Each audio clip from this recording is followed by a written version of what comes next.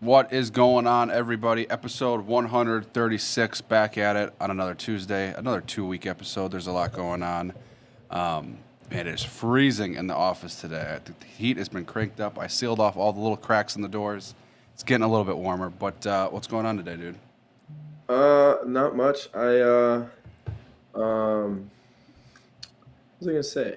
Was gonna say something. It's crazy that it's done. Everything's done. Yeah, that works. I was gonna say something, but I can't. It slipped my mind, and it is crazy that It's sad. One tear, man. it is, but it isn't. It's like it's like, oh, NCAAs and college is over. Oh, U State this Freestyle. week. That is Yeah, true. freestyle. It's U State Like, week.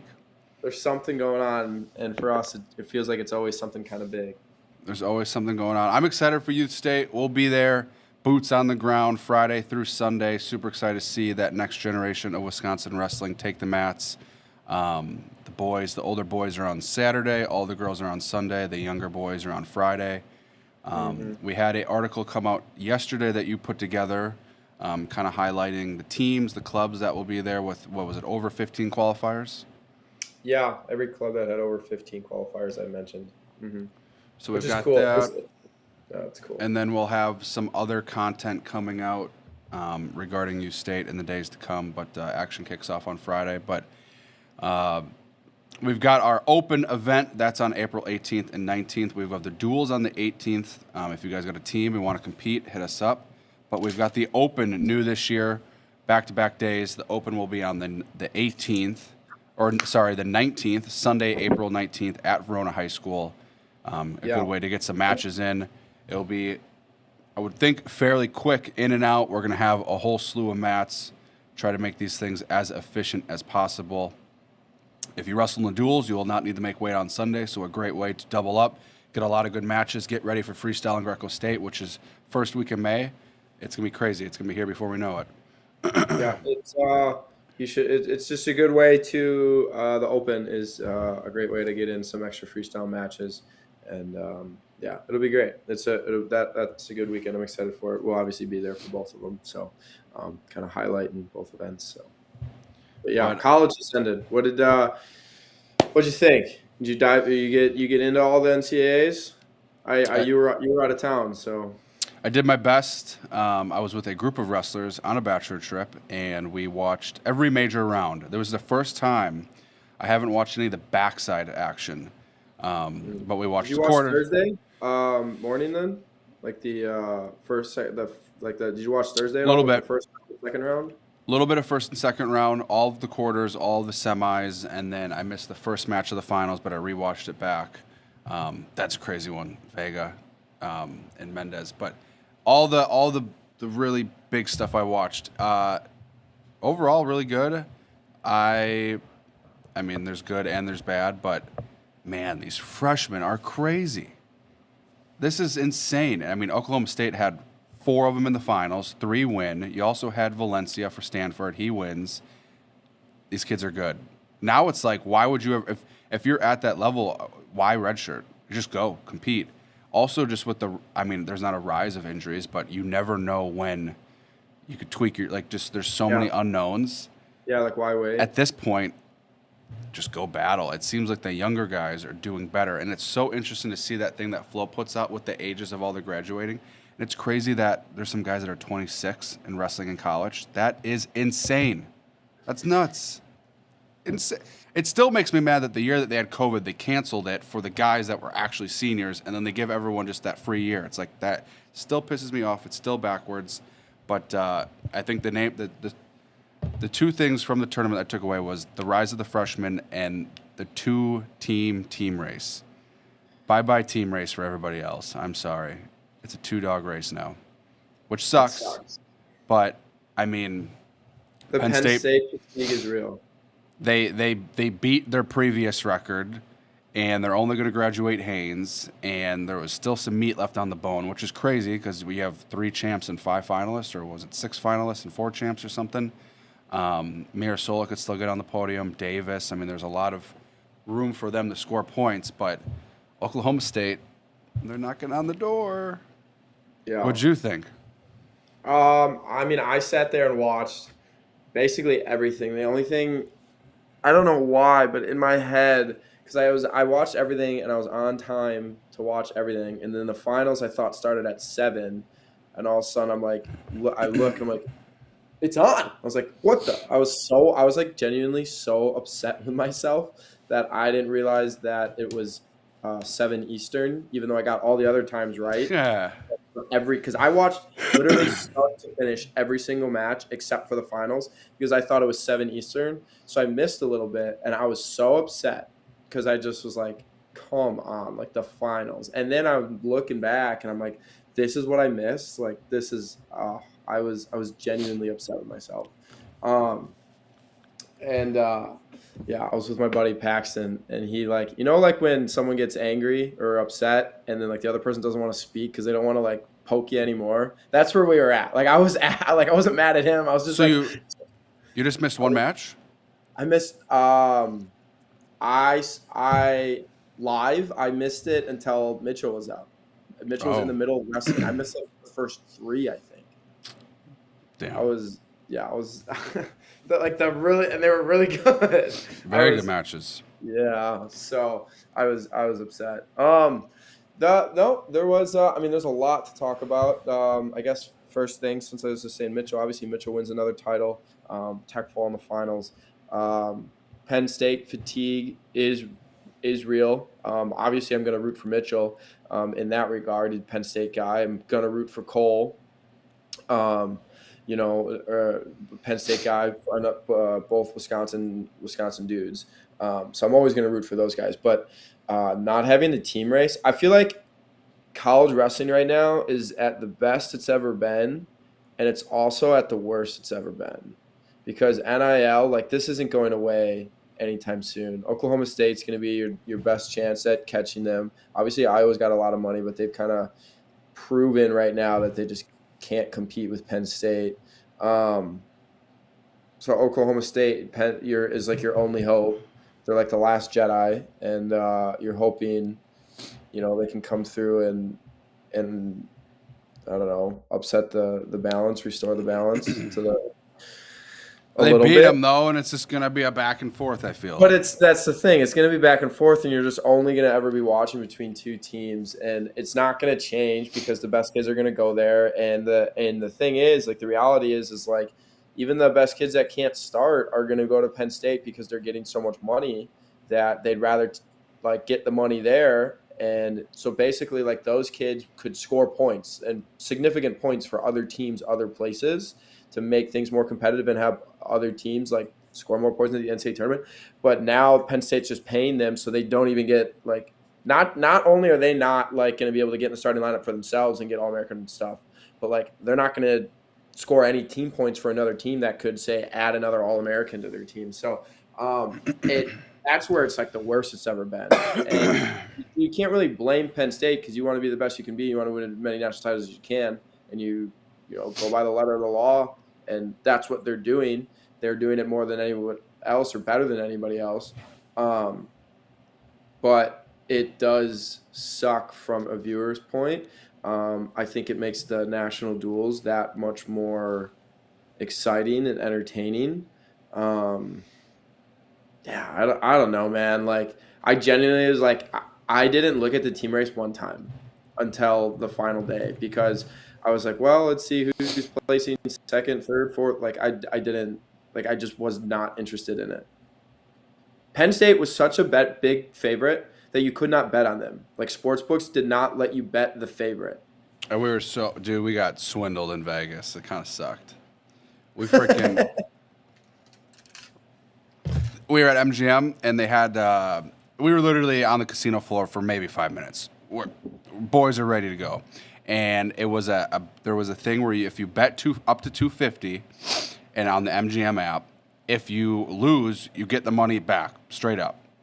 So we're like, heck yeah! I was gonna do $250 on Messenbrink, make a little bit of money, pretty much a lock. We do all the sign up thing. The lady's like, yeah, we've got wrestling on the sports book. We've got it.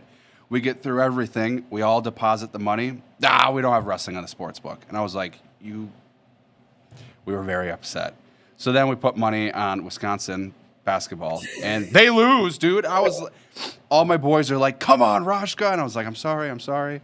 But they were but no one had wrestling on the sports book, which is kind of crazy. I don't know because I've been told it wasn't on the sports book. It wasn't on the sports book. There's other smaller books I believe that you can find. I've seen stuff that you can go and you can bet wrestling, but it's not like it's everywhere.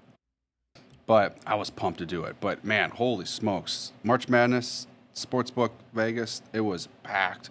Yeah. But here, well, this is a different question for different, but I'm looking at that because you bring up the national duels. It's crazy looking at some of these results, like Oklahoma State. They didn't even make the finals in the National Duels Invitational. It was Ohio State and Iowa. Iowa, yeah. It's just crazy how Oklahoma State just get that much better that they just steamrolled everybody in the points. I mean, I have the team scores pulled up. Penn State 181.5 is crazy, and then 131 Oklahoma State. They're 30 points ahead of Nebraska. That's nuts. Oklahoma State was? Yeah, it goes 181.5 Penn State, 131 for Oklahoma State, 100.5 for Nebraska, 92.5 for Iowa, and then Ohio State, who is your champ, who looked so dominant in the beginning of the year, 84.5. This is 100 points behind Penn State. Yeah, it's and Davino beat Blaze. Like he outplaced Blaze, and they're still 100 points behind as a fifth place team. Yeah, and even the second place team is 50 points behind. It sucks. It's boring. And Oklahoma State also has a lot of meat left on the bone with Lockett, Facundo, a lot of people. I don't think Facundo's ever been on the podium though. Has he? Yeah. I don't think so. Maybe once. I can check for you real quick. Ryder definitely overperformed. I don't know that they're leaving. I don't know that they're exactly leaving meat on the bone there, just because it's not like he's All-American before. But D. Lockett's a high seed that doesn't place. He is. He was a freshman, right?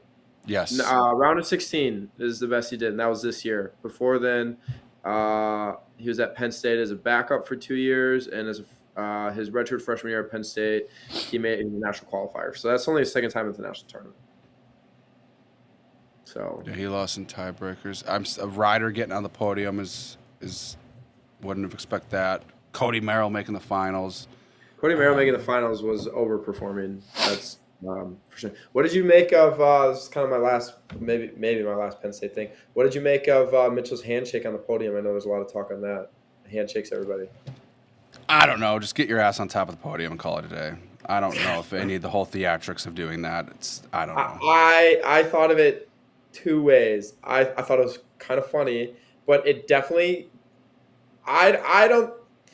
Maybe you could say it was like being a good sport. I definitely think it was more of like the Big Brother, where they're like you beat them, and then you're like, you kind of want to rub it in a little more, but you want to, yeah. That's how I took it a little bit, which is kind of funny. And you're the champ, whatever. How many other people? I don't think he's doing that if he loses. Yeah, and how many other people? How many of the other champs did that? None. And honestly, dude, if I just got beat like that in the finals, I'm not going to be too receptive to a handshake. No, if I was Caliendo, I would. You're 0-9 against the guy. Also, Caliendo was pretty much untouchable to the semis, beats Blaze, who's also really, really good, and I think tiebreakers are overtime. Caliendo's been like the second best guy in the country for multiple years. He just it's just Mitchell's you can't kind of being an all-timer of Mitchell looked the best he's ever looked. It's so crazy that we were watching the quarterfinals, and his one victory that was not a bonus was against Hepner, and Hepner was a St. Ed's kid, and I was with two St. Ed's kids. And it was just funny that I'm watching it with them. And they're like, they knew that Hepner was really kind of a little lengthy, scramble was good, the whole thing. But that whole exchange with where he went out of bounds with the whizzer, hit his head, didn't move, stretcher's on the mat. There's a stretcher on the mat. And even they were like, what is going on? And all of a sudden he's back up and wrestling. They cut to a commercial break and boom. So that was interesting. But it was just funny watching it with St. Ed's kids. You know what I got beef with? Major beef. Super big beef. They need to hire a producer that understands wrestling for ESPN. I have now been watching sports a little bit differently. That I've been kind of, I like producing the things. If you've seen our events, I do most of the back end stuff. Why on earth are we showing fans, coaches, people walking off the mats, injury time? Sinclair is actively wrestling against Ferrari. They had that little blood time break, whatever it was. They switched to another mat, and then they didn't put it back on. That match finishes, so they're watching him walk off the mat. They switch it to McAnally. He gets his hand raised. That match is over. And then they decide to switch it back to Sinclair. I'm like, what are we doing? People, and I saw a lot of people tweeting about it. If there's action, also the quarterfinals, it should be a quad box. Every match is worth watching. It's a simple thing. And I think that is such a fumble. I don't know if they do that on purpose to get people to go watch on ESPN Plus, which I'm sure it is. But I was gonna say it drives me up a wall. It is dumb. It's really dumb. I did hear that a lot. They probably don't have a lot of familiarity with it. But I didn't have that experience because I watched Matcast all weekend, the entire time, and I had my laptop open when I wanted to zoom in on an individual mat as well. So I'd leave Matcast open up on the TV with all the mats, and then I would have that one of those mats doubled up because I'd pull up an individual match just to watch that. So I did not have that experience. Infuriating. I literally, it's like there's wrestling happening. I don't care about the guy that's getting his bloody nose fixed or whatever. It's like have a little. Shane Sparks and Mikey McMullen all weekend. How was McMullen? I thought he did. I really liked. I almost said Trent Hilger. I really liked Trent Hidlay. I thought he did a really great job last year. So I was like, Mikey McMullen. I was like, I know this guy's name. I don't know really much about him. Blah blah blah. I thought he did an excellent job. I really thought he was. I thought he was top notch. I'm sure he won't see this, but shout out to Mikey McMullen because I thought he did great. He was. I mean, the dude's a 4-time All-American, so obviously he knows wrestling. But I thought he had good analysis. He brought in good stuff. Like I just thought he did a really good job. He seemed well prepared, which doesn't surprise me because what I did, I knew he went to Northwestern, but I guess he went to Penn as well for grad school. Smart dude. So, yeah, he's a smart dude. So him being prepared didn't surprise me at all once I learned that. So no, I thought he did a really great job, and I enjoyed listening to those two. Shane is he's one of the best in the business. You listen to him enough, you're gonna hear him repeat some of the same stuff, but that probably happens with anybody. Well, so it kind of makes you chuckle, but he brings the energy for sure. When people, I don't think people know how hard it is. Like you can't just jump into doing play-by-play or color. There's a skill, and I think we've seen that with some wrestling announcers. They get thrown in, it's like, oh, this guy's horrible. Yeah. If you're gonna talk about wrestling for 8 hours, you're gonna say some stuff that isn't gonna hit I've seen some people say like, oh, what is Shane saying? It's like, well, dude, go put a mic in front of your face and talk about wrestling for that long. You're gonna say some stuff. One session is 6 hours, then you gotta go back for another session that's 5 hours. Like you did 11 hours today. Yeah. Or something ridiculous. Really like Burroughs on the call. He's creeping up there as one of my favorites. I just can't get behind Rock Harrison. He said something in the finals about it was that call where was it Minto or Taylor, wherever the Nebraska guy was in the finals. Antrell Taylor. And like his hand kind of went out of bounds, and they called it. And then Rock made a comment. He's like, "Are you saying that because of Nebraska?" And he's like, "Come on, Rock. I thought we were friends." Like, why would you say that? Burroughs is not gonna. He's on national television. He's not gonna have a bite like. I don't know. I don't mind that. I don't mind that at all. I don't mind that at all. I just thought that was. That's joking around, having fun.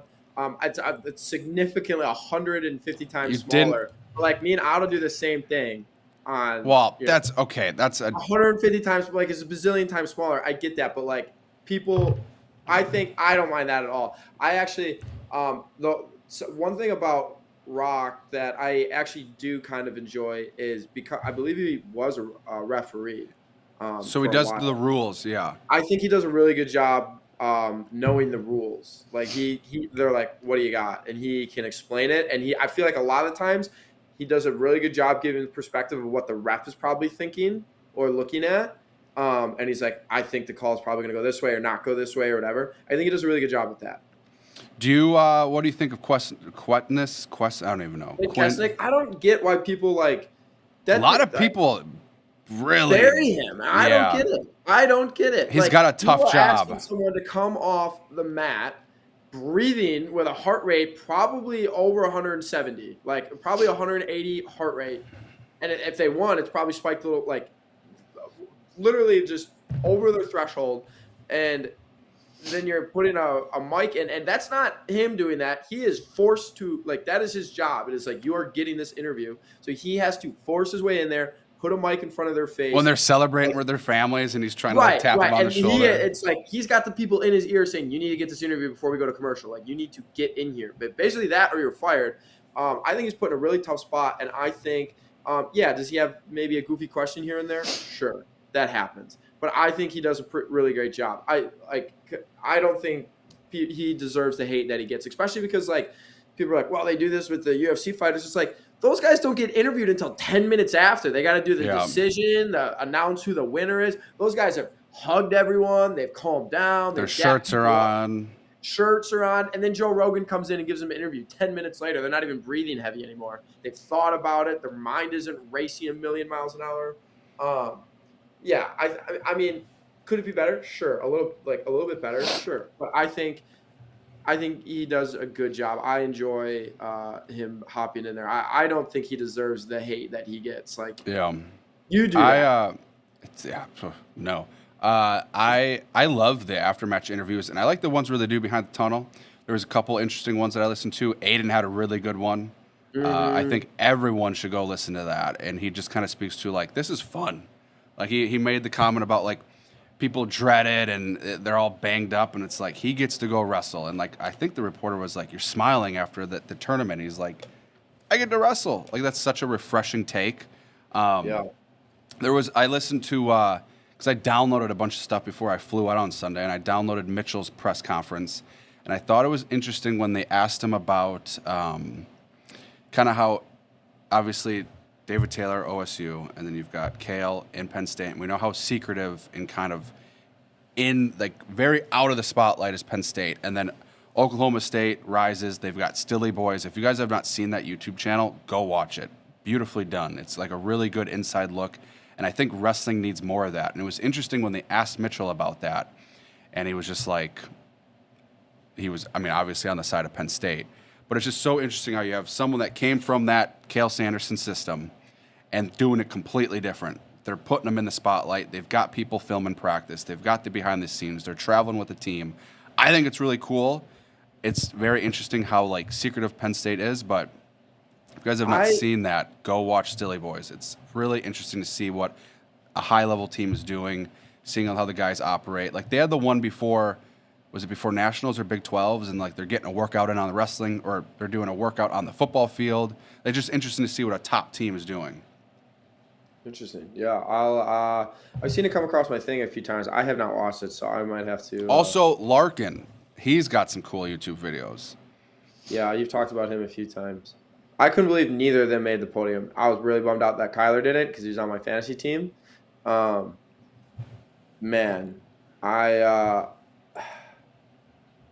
He is so good. Him and Charlie Millard gave Robidoux his best match for sure. I mean, Charlie Millard competed really well with the national champ. Obviously, he should have beat Antrell Taylor earlier in the year. Nuts. Which unfortunately choked away. So, like, should have beat one of the national finalists, and the other one he gave a pretty damn good match to at nationals. So, Charlie Millard, we haven't got into all the natives. He is. Everyone knows he's good, but the two got, like, he had Antrell Taylor beaten dead to rights with short time in the duel this year. And that guy's a two-time national finalist and a national champ.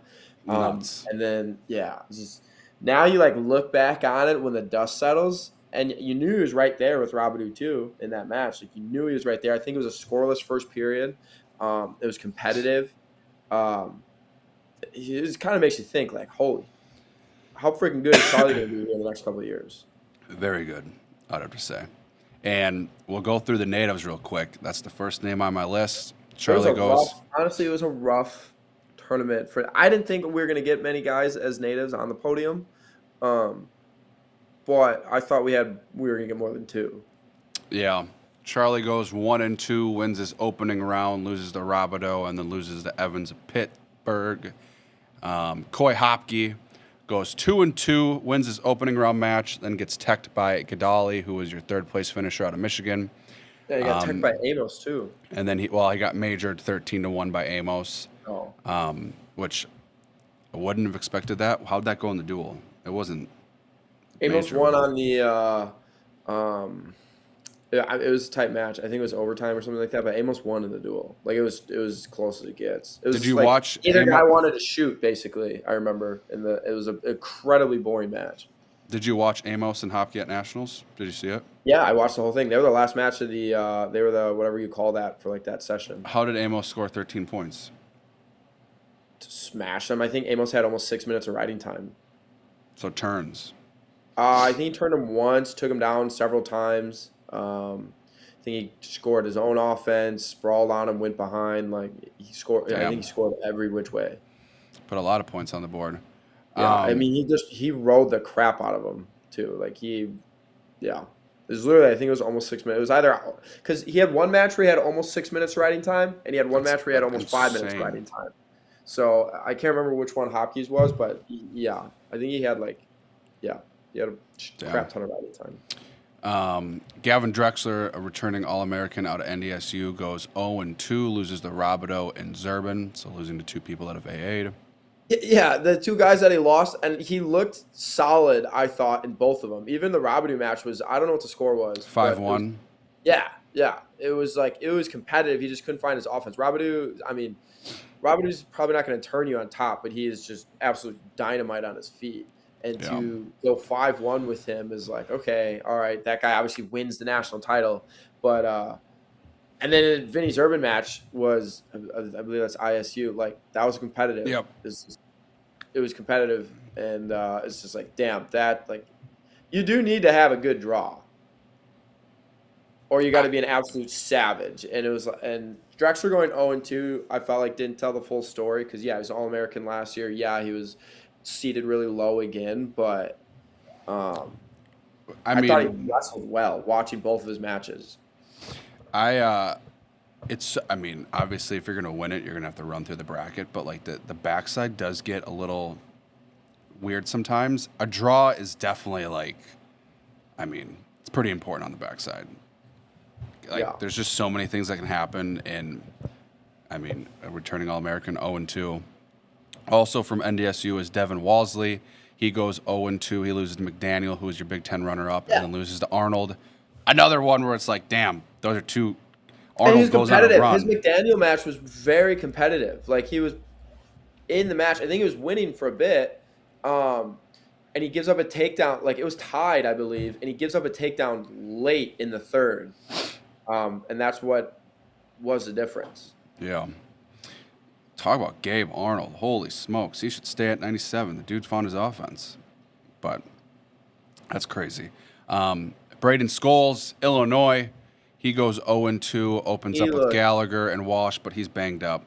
He looked visibly looked like he was hurting. There was a couple of takedowns where like the guy like kind of put him down hard and like kicked the leg or like kicked the knee sort of thing to like trip him.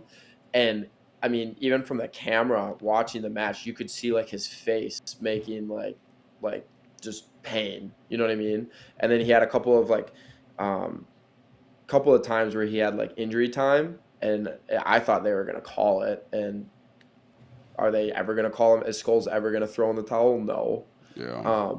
So he gets back up, and you see him limping around, and then it was like, but he looked like he was visibly in a lot of pain. Hopefully he can get that recovered. Does he do a lot of freestyle? I can't recall.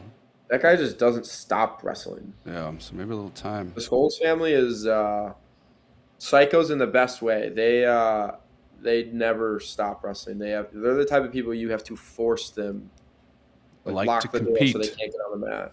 So, Matty Bianchi out of Little Rock, your returning All-American, goes 2-2. Did you watch him a lot last weekend? I did not. I felt like, his what was it? He went his He won his first two. first and match then- in tiebreaker, lost to Hepner 3-0, won 4-3, and then lost to Gallagher 4-3. So that His dude first match was likes insane. close He was matches. it was first match he was about to lose. He needed to get an escape, and because he was going to get the escape after riding time, he was going to need to get the takedown, and he did. And I lost my mind. It was all within like 10 seconds. He like boom, power stance, gets the escape, turns around, shoots on him, pulls him back, gets the takedown, and it was like, I can't believe you just, because he needed the takedown in the tiebreaker or he would have lost on the riding time. And I couldn't believe it. It was insane. And I was like, all right, sometimes you got to get gritty. And they lose to Hepner, and Hepner obviously has that good match with Mitchell then next round, where he gives Mitchell his only decision victory of the year. I just is he went 2-2, and he's much better than that. I also felt he didn't look bad, but he didn't look good. It was weird. It was a weird, like, he was in every match and he was scrapping hard, but it just felt like he couldn't find his offense when he like consistently. Like, he would go on a sprint when he needed to, and he would all of a sudden get to the leg, but it was like almost too little, too late sort of thing. It felt like that every time. So keep that rolling. I don't know. Yeah, I don't know what it was, because he's just like just watching it. It just felt like he couldn't find his offense, but it didn't look like he was beat up. It didn't, like, I'm sure everyone's banged up to some degree, but like he looked like Matty Bianchi just without the offense that he normally has. And then all of a sudden, like those late match, you have to get the takedown. All of a sudden, you would see it start coming. Like, you'd see the find offense. a way. Yeah, and he either found a way or he like got there really close, but didn't, like, basically ran out of time. But it was like, hey, you do too little, too late. It was weird. It was weird. I thought he was gonna definitely All-American. I thought he had a really great chance of wrestling Mitchell, and obviously it didn't shake out that way. It was weird, but he battled every match. Like, that guy doesn't know how to just fight. Yeah. Noah Mulvaney out of Bucknell opens up with a win. He finishes 2-2 on the weekend. Another trip to nationals for him. I think he's a two-time qualifier. I lost to Caliendo and Ryder Downey. Yeah, you and I. The Downey one was tough. He got worked over. But I thought 2-2 was a solid weekend for Noah. I don't remember if Downey A8 or not. Obviously, Caliendo made the finals. I thought Noah. I watched his match. I thought he looked solid. The match before Downey, he looked really great. Downey lost to Hepner by a point in the blood round, 1-0. Yeah, so, no, the match before before Downey, thought he looked really good. The Downey one, I mean, it was over basically in the first period. It was he was up big on him. He just didn't have an answer for him. It kind of seemed like. Yeah. Those you and I guys, man, they can be sneaky sometimes. They are sneaky. They didn't have they were kind of close to Wisconsin in the team points. You and I was? Yeah. I'm not too like in tune with Iowa, but like obviously there's a lot of chatter and talk about Bono's seat, but then it's like you look at Northern Iowa, they were in 31st and they had 9.5 points. Like, really? I don't hear yeah, that's not good. I don't hear a ton of bye-bye Schwab chatter. I mean, I'm not on the Iowa forums, but it's interesting. That's got to be historically one of their worst years. That's not good. You can't be doing that. I wonder what the chatter is for you and I. And I mean, people are really bought in on Doug Schwab. I feel like there's always such good reviews, but I mean, losing you can't Roper? be having those. They're not going to be good. You know, if you have another result like that, I bet it gets real loud. I don't know what the chatter is in Iowa, but I did not know that, because I feel like their guys are always like, they're really gritty and they're tough is what they're known for. But then every now and then somebody will surprise you with like, oh, this guy scores points, or like this guy's kind of sneaky good, sort of thing.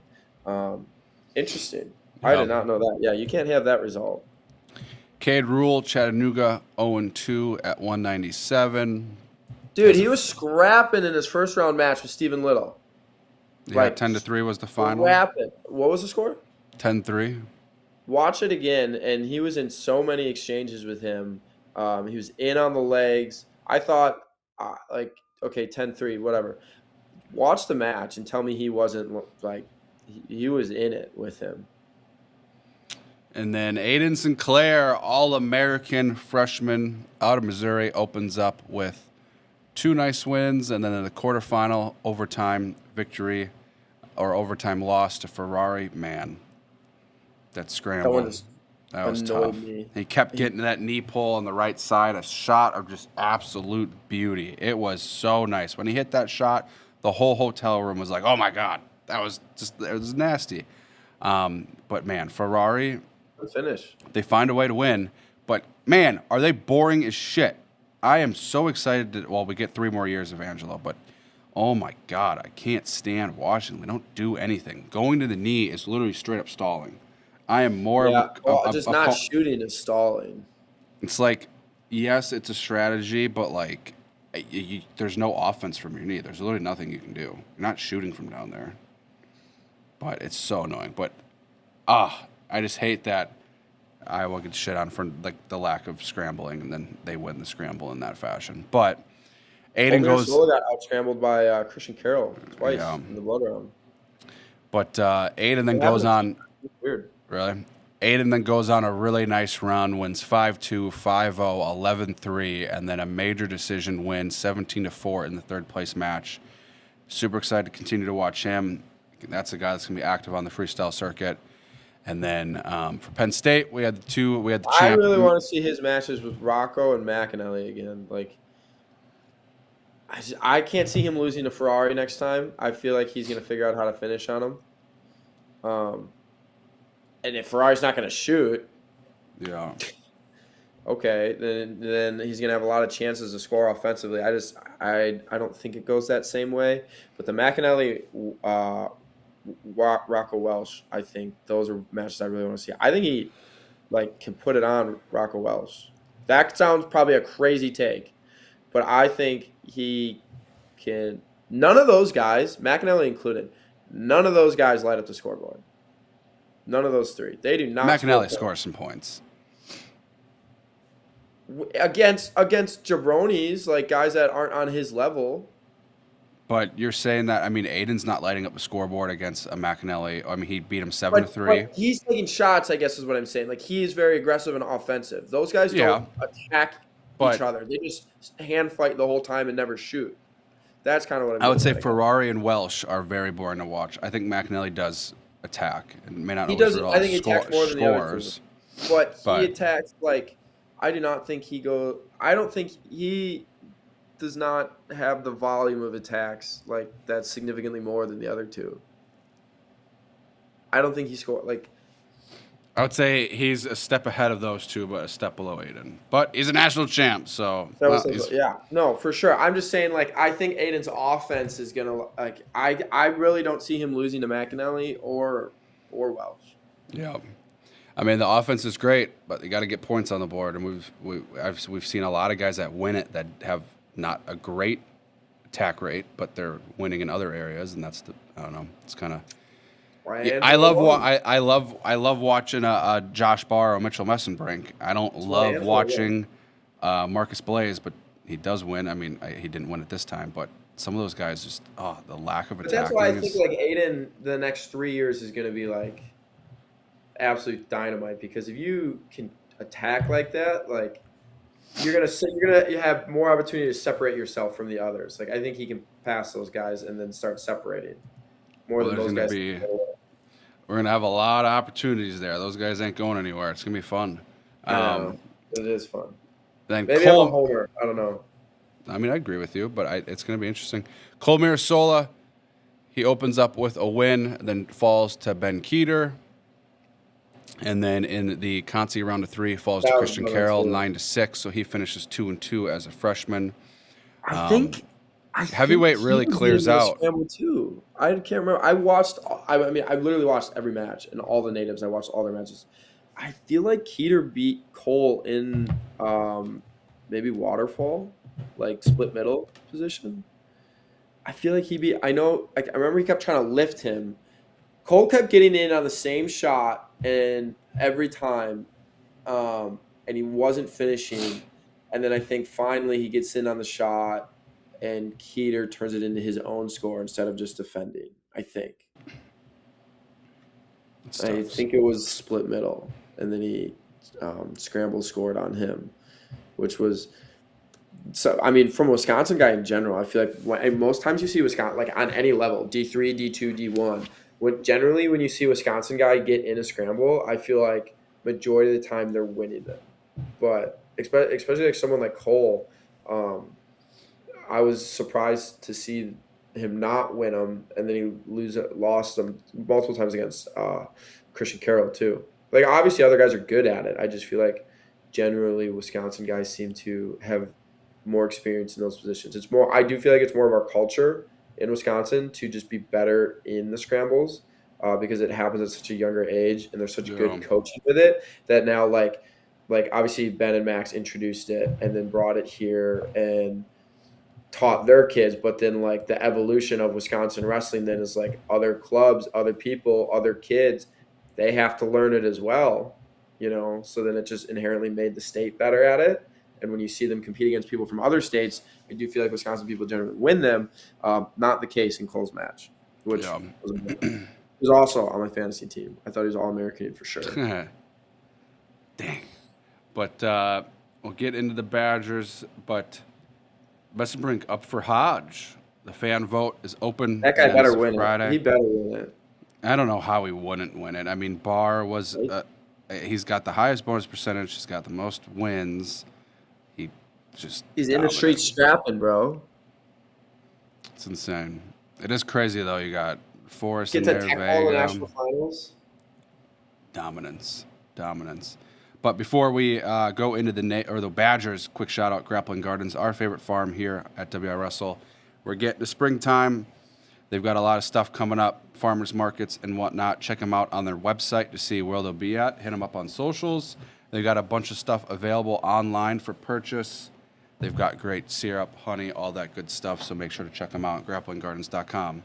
But Wisconsin, oh boy, 8 to the big show, and they did not do very well. You had a video yesterday kind of breaking it down. I'll run through the results real quick, but man, it was just like, I don't know. It wasn't pretty. It was bad. I mean, that's the reality. I mean, I think it's fair and okay to be honest. It was bad. It's not what I expected. I'll say that. They tied for 37th place with Lockhaven, and they had 6.5 points. Rivera, 0-2. Fugit, 1-2. Zargo, 0-2. Meckler wins his first round, the only wrestler to win the first round, 1-2. Cody Gable, 1-2. Condon, 0-2. Wyatt Ingham, 0-2. Braxton Amos with 3 wins. He goes 3-2, so that was kind of like the happy point of the team. But, man. Not Condon. Ingham had a freaking – I thought he was going to win some on the backside, and then Sonny Sasso gets upset, and you're like – and then he's in that match, and then all of a sudden he just gets stuck. Yep. Like I think he was winning a little bit. Like he was in that match, then all of a sudden he was not. So it's interesting that closing out matches was kind of the sticking point, and you mentioned it and I think you said it perfect yesterday. Happens once, all right, it's nationals. Weird things happen, but to have it happen multiple times, and for Meckler to almost lose because of that, and have you lose that's crazy. I don't know why we're not. I mean, is it a situational thing? You go in, you do some 30-second goes. I've seen, you go in, we used to do that drill all the time. You're up by 1, you got 15 seconds, you shut it down, but you're still high. There's a skill within. It's kind of like the 2-minute drill in football, or in the red zone. You segment certain types of positions within a match. Ultimate tiebreakers or sudden victory. You go get that point. You got to get the ride out. Are they not doing those things? Because that was very common. At Mizzou, you're up by 1. You've got 30 seconds. You've got a stall call. You've got to stay in the fight. You cannot give up those legs. Like, that's a very simple. That should be like a very common drill that you're doing in the room in a live situation. And You, to be fair, neither of us know if that is or isn't. I would be shocked, honestly, to hear that isn't that they're not doing that. I have to think they are. I would literally, as Shane Sparks would say, nothing would shock me. It would shock me if they were not doing that. So I don't think I don't know what it was, but I mean, but for that to happen that often, it was happening. And Luke Meckler, a guy that is like positionally sound and doesn't like just give up an easy score most of the time. Like to all like, I mean, the guy gets in and I think they go out of bounds late, and he almost gives up the takedown. You're like, oh my gosh. And you're like, okay, there's 3 seconds left. Like now we're good. Like he'll shut like. There's 3 seconds left. And also, like, Luke Meckler, great position. He's not going to just one down block and you're good. And the guy gets in on the legs and finishes but runs out of time. It's like, in 3 seconds, it was like something was in the water, and it was bad. I mean, that just can't happen. You can't not close out matches at the national tournament. Yeah, it's I don't know what it was. I'm sure they're trying to figure it out, and I'm sure they're trying to assess it. You know, as any coach would do. They're gonna like, what the hell just happened? But clearly, something wasn't right, and you can't just say it was a bad tournament because I don't think you are afforded that excuse when it comes to national tournament for anybody. Not just Coach Bono, but for anybody. Like Doug Schwab, you know, and we were just saying you and I. That's not good. You can't just give an excuse of, you know, just a bad tournament. It's just, you know, we just didn't have it that week. Well, why didn't you have it? The one tournament that you have to have it for, one guy doesn't have it, okay, but like the whole team, I thought we were going to have multiple All-Americans, honestly. I really thought last week I came on here and I genuinely thought there was a possibility that Joe Zargo was making the semifinals. Dude, he was in a great spot. He was. And I thought Braxton Amos was a real title threat. Zan Fugit had proven to us how good he was. I thought he was obviously an All-American contender again. But to not make the round of 16, to not make the blood round, to go 1-2. And I didn't think he looked great. Unfortunately, I didn't think he looked great. And these are guys that I'm actively rooting for very much. But also, it's true to say that they did not wrestle to nearly any of their capabilities. Well, it sucks that Fugit, AA's last year, makes the semis, almost makes the finals, and he beats Drake in the duel. Still think he should have made the finals. Man, I'm worried. I'm worried that Amos, a Fugit, maybe even an Ingham, how young he is. I think it's fair. There's a lot of potential out of these guys. And people come knocking, and you're at say I'm a coach at a different school, and I'm calling up Amos, and I'm like, you've got the abilities, you've got the skills, you've got one final season. Like, it's clearly not working. Like, there's something missing in this puzzle piece. Here's a bunch of money. Come over by us. It's a pretty easy sales pitch, and if I'm Amos, I've got to either love where I'm at. I don't know what the NIL is looking like for Wisconsin and what they're paying these guys, but if I got one last shot at it, but then you flip it for like a Fugit, that's good. Like, there's a lot of ROI on this guy. If you're at a different school and you could pick him up 2 years to go, Ingham 3 years ago. I mean, Ingham's got a great skill set. He's looking really good. He puts a couple things together. Hey, you come to this room, you get a couple more training partners. I mean, I don't know. I legitimately think he can be a multiple-time All-American. I think Ingham is really especially with 97. I mean, there's a lot of good guys, but you're always going to graduate a few. If we lose a Fugit or an Amos, I think it's so. I do agree with you, and I think probably a lot of coaches, not just Wisconsin, but a lot of coaches that don't have a good tournament. I think that's a fair and it's a fair concern to bring up and thought to have is. I mean, Coach Reeder now taking another job, which is nuts. That's which a whole is crazy. other. But yeah, I wish him nothing but the best. And you know what? I don't. I know really like Reeder.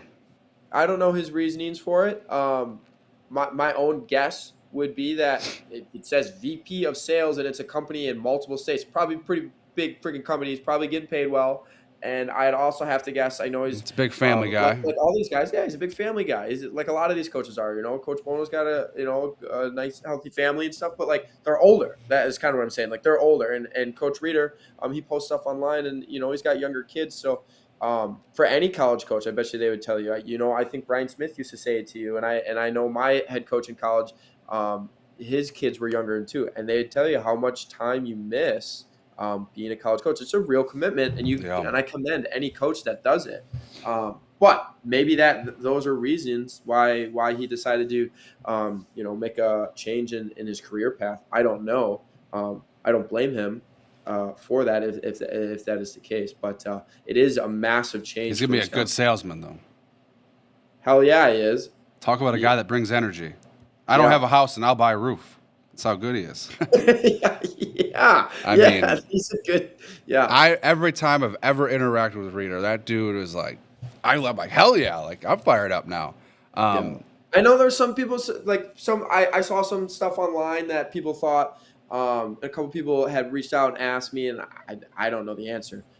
They thought maybe there was like a riff or something, but my first answer to any of that would be go read his post on Twitter. Clearly, it's not a bad relationship. It's just it's a change. Like he's making a change. He was very appreciative and thankful to make that ride for so many years with Coach Bono. It is clearly that's not the issue. It's crazy how long they've been together. It is, and it's rare. So that's not that. I was like, go read that. Go read that. That's not the problem. That was not the issue. I think it was whatever his choices were to make a change were his own choices for other reasons. But that would not be the reason that I would be pointing at. But it is a massive change, and I do think it is a real concern that kids are going to be in the portal after the national tournament. It's just, how can you not think that in this day and age? Because especially if I'm an Amos or an Ingham, obviously I have Cassiope, but there's your upper weight coach. Like, that's a big hit. It's definitely another. Yeah, it's a bigger coach for sure. Cassiope, obviously super talented, but he's still competing, and he's obviously a heavyweight Well, skill set's a little bit different. Didn't somebody else just commit that they're bringing in? I don't know. But I think many. No, Vander Heiden's coming back too. They added another heavyweight for a good training partner. Which is crazy because Leisgang's also going there. Those dudes. Leisgang, exactly. Leisgang, Vander Heiden. It's a good big guy room. There could be some good training partners in there for sure. But yeah, you're losing your assistant coach and one of the bigger guys. I think people overlook. Obviously, everyone looks at like an All-American and they're like, ooh, that guy could get picked up by somebody, maybe like a 4th place or a 6th place finisher. But it's like those guys that are in the background that didn't get on the podium are just as valuable.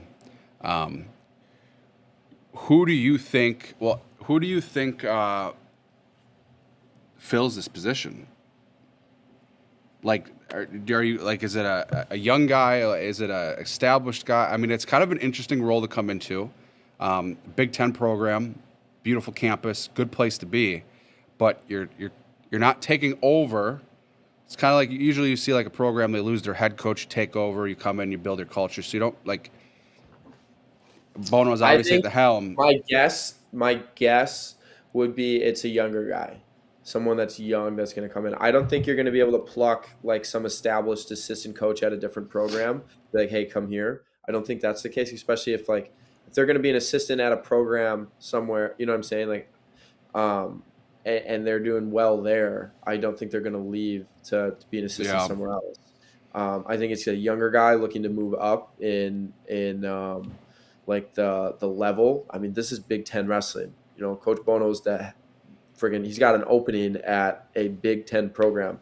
So it's a younger guy looking to move up or looking to get into the coaching ranks would be my guess. But I don't know I don't know what Coach Bono's looking for. He's obviously got to make an addition to his staff. I think the sooner the better, probably, especially when we're talking about like portal concerns, which is ignore it. Don't ignore it. Say it's fine. For not just Wisconsin. It is a real concern for every team wrestling in general. Every year that isn't Oklahoma State, Iowa, and Wisconsin or Penn State. Like every team has this issue. Every offseason. It is at least a concern. Whether guys are leaving or not is one thing. Obviously, we didn't have that last year, which was great. They did a great job making sure to keep Zan Fugit. Like, that's got to attest to something. The fact that Zan doesn't leave after placing 4th last year as a freshman. You want to talk about ROI? Couldn't have been hotter than last year, and they were able to keep him. So that's a positive to think about compared to last year. But yeah, I think they got to get an assistant in quick though. Just you know, like you want to try and keep the guys locked in, give them assurance of things like that. Let them know who they got as a coach. Who do you think? So weird. We went through the same thing. It was the end of my sophomore year. We lost both. We lost our associate head coach and our assistant. No. And they brought in 3 whole new people. It was crazy. That's that whole year. Where'd they go? Jaden Cox left. He was going back to the OTC. He was like the volunteer assistant. Clemson, the associate head who had been there for a while, he took over the job at Maryland. And then Coach Joe Johnson went over to Air Force. So kind of like a full, like we're bringing in a whole new crew. Definitely interesting because you get 2 people. And that's when they hired Dom and Maple. It was Dom, Maple, and Todd. So Todd. Where did they get them from then? Like where did they come from? Maple was at, so I believe, if I remember correctly, it was OU? Maple and Todd were at Purdue for a while, and then Maple was at Nebraska. He spent a little bit of time at Nebraska. They both came to Mizzou. And then Dom had been a little bit of everywhere training and just kind of assistant role. He came back to Mizzou. We had Elam at the time. We had a bunch of other big guys that were very good. So it was crazy getting like 3 new coaches. Well, them getting Maple would be the big one where it's like, I was just thinking like, they're probably like, as of Wisconsin, I was thinking they're probably not going to be able to pluck someone. And Maple was a big get. Big get, but was he super proven as a coach at that point? Like, was he a big name as a coach yet? Because like now you think about Kendrick Maple, you probably think he's one of the best assistants in college.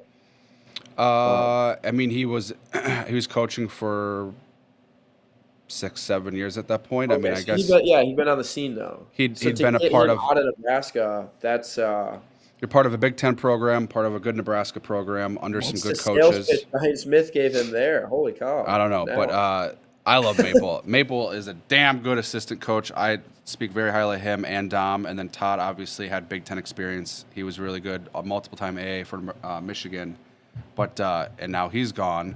But it was definitely that's a very interesting.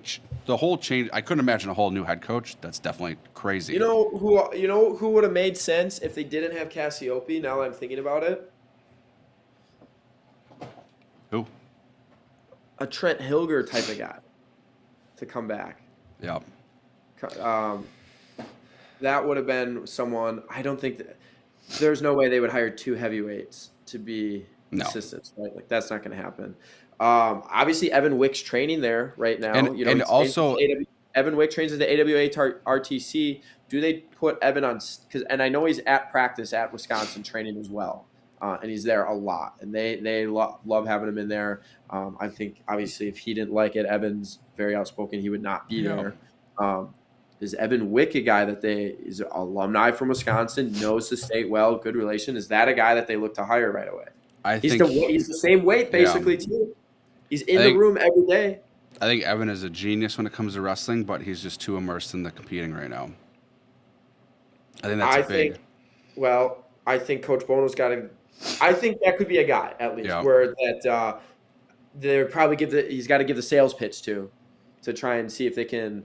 Hey, Evan, you're competing. Well, how about you keep doing what you're doing, but you can get paid much more money too. The other thing that's interesting is Reeder was the associate head coach, which I from what I've gathered in the national. Cassiope model are young. You're not gonna. I don't think you're gonna promote them up to that. Is in addition to being in the room and coaching, there's a lot of bullshit you got to do on the side. And I mean, you're now a full-time fundraiser. You're managing all these kids. Like, it's not just showing a single leg in practice. Like, you're doing a lot of stuff. So it's interesting. Is Bono looking to hire someone that's been established in that field and that they have experience or is it just an assistant coach? I think there's a big jump from assistant to associate. Yeah, I didn't think of that. That's a possibility. I know Garrett's obviously been around for several years now. would he take over more of a role like that for them, and they kind of shuffle the deck a little bit? Like Because he Garrett kind of does a lot of that, and then obviously he's at practice. Like obviously your coaches are still going to be at practice, but does he do a lot of that stuff? And then would you be able to then have a guy like Evan not have to do a lot as much of that stuff, and then he can come in and run some practices or do that sort of thing? Like, is that the way you go about it? It's definitely interesting. The other thing that's kind of crazy is this is the first year, and I didn't realize the first year since '04. There's been no All-American. I mean, you look back, you had Fugit last year, you had Hamity, Hilger, Gomez, Hamity, Barnett, Hilger, Barnett, Wick, Gross, Hilger. I mean, the list goes on. What do you make of that? Well, I don't know. I mean, not getting an All-American, I feel like I've spoken enough about that. Reality is it's just unacceptable. But it happened, and obviously you have to move on from it. You can't change it, but I thought we would have multiple. I really thought they had a really solid year during the regular season. I thought we were gonna have multiple All-Americans. We didn't. You just can't have that. You can't have a repeat performance of that. I bet if you ask Coach Bono, he'd be the first person to tell you that too. So it's not like, you know what I mean? Like, it's not a sugarcoat. It's not hiding behind something. I bet he'd be the first person to say that as well. No coach wants that to happen. They don't want that to happen, but it does happen. But they had, a lot of the guys, Gomez, Hamity. What was Hamity's first year? Was he wasn't there when Coach Bono brought him in, right? Hamity was he was not there. Like, he didn't get brought in from Barry. He got in at Hamity was a 3-time state champ, graduated in 2020. Yeah, he was one of Coach Bono's guys that Coach Bono got in here. He was a guy that did really well. Which is crazy to think what he did once he left and how that jump was nuts. I did not realize that he was a Fargo champ and a Super 32 champ. But I mean, that jump he took. He's a Fargo and Super 32 champ? Yeah. I did not realize that. And he was going to be a 4-time state champ, but heavily favored for a 4th title, but tournament was canceled due to COVID. I vaguely remember that. That's kind of nuts. But, that's interesting. So he brought him in. So Gomez, did Gomez ever AA at Iowa State? I don't think so. I can check WrestleStat real quick. I have it pulled up. Give me 2 seconds. Gomez. God, I forgot he was at Michigan. This dude was everywhere. Oh, yeah. He made the national finals for Michigan. It's crazy. What? I search Austin Gomez and it only gives me one guy. I don't want an auto. Here, I got it. You did? This National Wrestling Hall of Fame thing where you can search the school and see every AA champ, and it's pretty sick. No, he did not AA for Iowa State. So he got to Wisconsin and they got him to AA. Yeah. Which is good, obviously. But I think, when did Barnett get there? Trent was a guy that came in that was inherited. Wick was a guy that was inherited. Inherited. I mean, I get. Taking over a good team, solid guys. But they had already All-American. Eric Barnett. I'm pretty sure he was there. Coach Bono brought him in. I'm pretty sure because he flipped him from UNC to go to. To go to Wisconsin because I don't know if you remember, he was originally committed to North Carolina. Yeah. And I think Coach Bono was like, got to keep this guy. Yeah. Pretty positive that's how that went. And great call. That turned out well. I don't know. Not having All-American this year is pooey.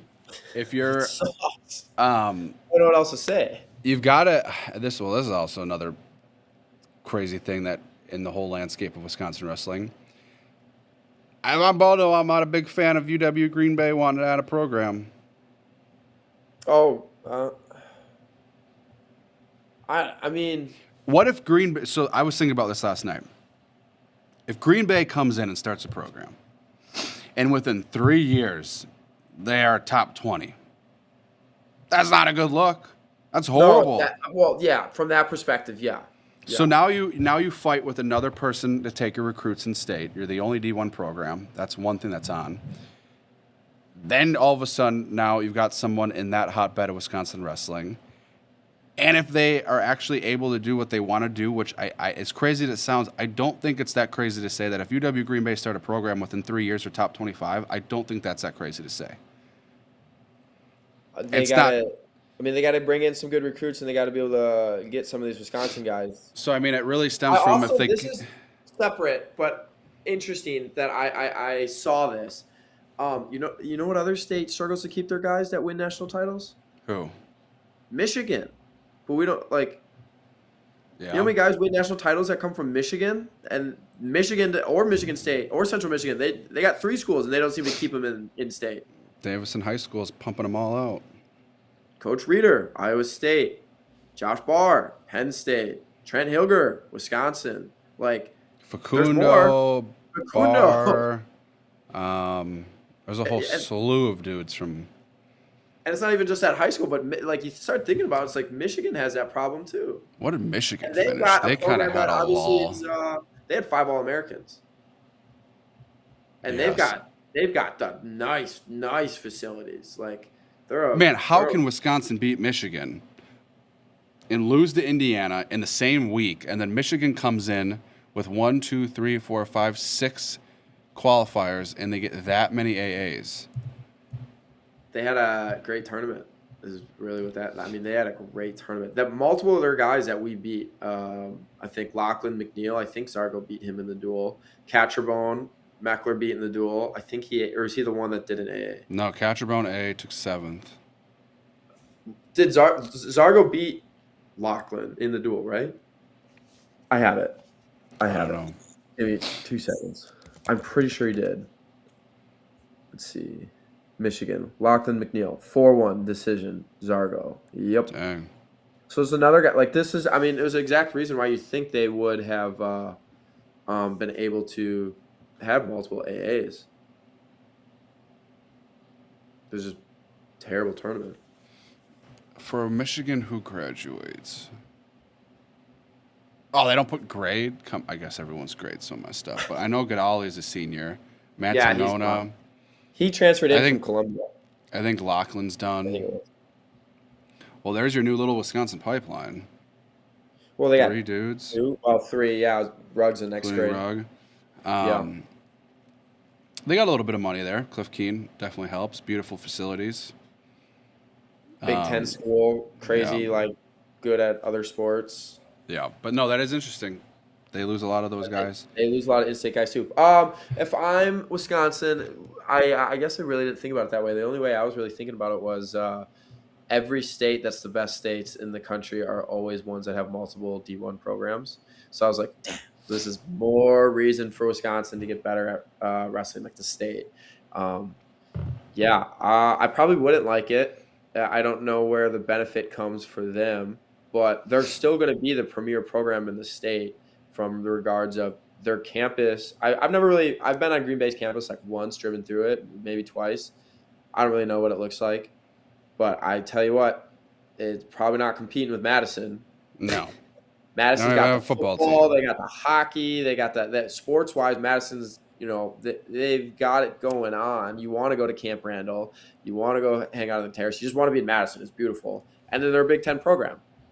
So, they're going to have a lot more in that regard than a UW Green Bay. But I do think a UW Green Bay would be good for the state. I really hope it happens. And it certainly can. It certainly can. I think they're definitely trying to make it happen. Yeah, definitely interesting. But, D1 Nationals. It's in the books. Anything else? We did not do well sort of as a state. Now, some guys had tough draws, but man, 15 qualifiers for natives and only 2 place. Yeah, I thought for sure we were having more. It's coming. The wave's coming. 2 AAs that did not place after placing a year before. A couple of them are young. You got Charlie and Mirasola and Hopke and There's more, but like they're a little bit younger. I think there's a wave coming. Connor's in the wings somewhere. Aiden's only a freshman. I hope Connor. I don't know. Connor's in the wings of what? Not starting again? Sorry, love Connor, but if it was stay at Penn State and Cole starts every year and maybe Connor starts as a senior or something, or leave Penn State, I would really want them to leave. Personally, I would want them to leave because I want them both in the lineup. Life is better when both Connor and Cole WIwrestle are wrestling together in the starting lineup. I put money on it right now. They do not leave Penn State. The only way they leave Penn State, I would love them to. The only way they leave Penn State is if a new heavyweight comes in, which I would not put that past Kale. That I wouldn't put past either. So I didn't think of that. But I want to see Connor and Cole competing for multiple national titles. And yeah, I mean, obviously right now. Only problem is Welsh and Barr both have 2 more years of eligibility. I know. Which is nuts. I don't know. It's crazy. But if you listen to any of these dudes talk, it's all about, hey, they don't care about the. Mitchell said there's going to be dust on that Hodge trophy. He don't care, which is just such a unique mindset, which is why they're so good. But you would have to think that you would want to be in that lineup. It's a lot easier, and I don't know what these guys are getting paid. You just speculate because it's NIL. But, like, guys that are back at Penn State don't care because they've got 6 figures being stuffed in their pocket that says, here, sleep a little better. And they're just part of a dynasty. Yeah. It's craziness. Craziness. But it's nuts to think that Connor would be like an instant impact guy anywhere. And I bet you he's a top 5 guy in the country right now. I would say that 100%. And well, we're going to see it this spring. I bet you he's going to come out and make a big impact at U23s. In the open and everything. I mean, he was doing that shit in high school. It's crazy. But that's all I got. I don't know if you got anything else. That just bummed me out to think about. I want Connor WIwrestle in the starting lineup. I don't care where. Needs to happen. I mean, it's like kind of what Ben said on that video was Penn State, Oklahoma State. It's crazy the amount of guys that are on the bench for both of those teams that are not scoring points for other people. And Oklahoma State, same thing. And then they bring so many people in, and it's the fact that you're keeping these guys on the bench they're not scoring AA points for any other team. There's so many points that are sitting there, not being scored. And then Oklahoma State just gets even better. I mean, they bring in the Yannies. It's crazy. Why do you keep saying Yannies? Rainy? I don't know. Yeah, Rainy. It starts with an R. I know someone. With an R. Rainy. It's like the 4th time you've called them Yannies. It's going to be interesting to see. I heard that Rabideau and Forrest, Rainy, they were cutting a lot of weight. I wonder if that will be, if they'll go up. And then you've got Duke and you've got Kazak, who's a 2-time bronze. Where does he go in? Does Mitchell go up? Yeah, Duke's freaking third, or Kazak's third twice. Like, where is he supposed to go in the lineup? He's not. Does Mitchell go up and does Duke go up? Does Mitchell go up? I heard people say that Mitchell would go 74 and then Kazak slides in because they're not going to want to redshirt Duke. I think Mitchell does what he wants to do. I know, but if Mitchell wants to get bigger, I don't look at Mitchell and think, oh, he's a big 65 though. But then you got to think 74 kg or 163. But do you redshirt? That's just chaos. And then they just got 74 kg guy. I don't look at like Mitchell just is like he's a hammer. He looked a lot bigger this year though. Yeah, but like I still don't think. I don't know what he weighs, but I don't look at him and go, that guy's huge for 165. So, like, for him to go up to 174, unless he eats a whole cow like Levi Haynes did, like, I don't know. I feel like 65 makes a lot of sense for him, especially as, like you just said, 74 kg guy. Like, he's at fighting weight then. He doesn't have to gain more weight for the college season to drop it off. Like, he just will stay there. That guy is past winning a national title. That guy is wanting to be in the Olympic team. Yeah. Well, it's also crazy that you have Nate Desmond who beat Lilledal, and then you have Ono. Chaos. So many good wrestlers. But they should all just start flocking to other teams and make things real interesting. All the backups go to a different school and a pipe dream. It'd be nuts. But U State this weekend, super excited for that. Be on the lookout for content. We'll be live again tomorrow at 9 a.m. And then we've got a great interview coming out tomorrow afternoon. So super excited for that. Make sure to get signed up for the Spring Open. That is on April 19th at Verona High School. The 18th, we'll have the duels. If you wrestle in the duels, you do not need to make weight on Sunday. That weigh-in is honored. So make sure to come out, get some matches, sign up on USA Bracketing. All the info is there. We hope to see you guys there. But thank you guys for tuning in, and we'll see you tomorrow at 9.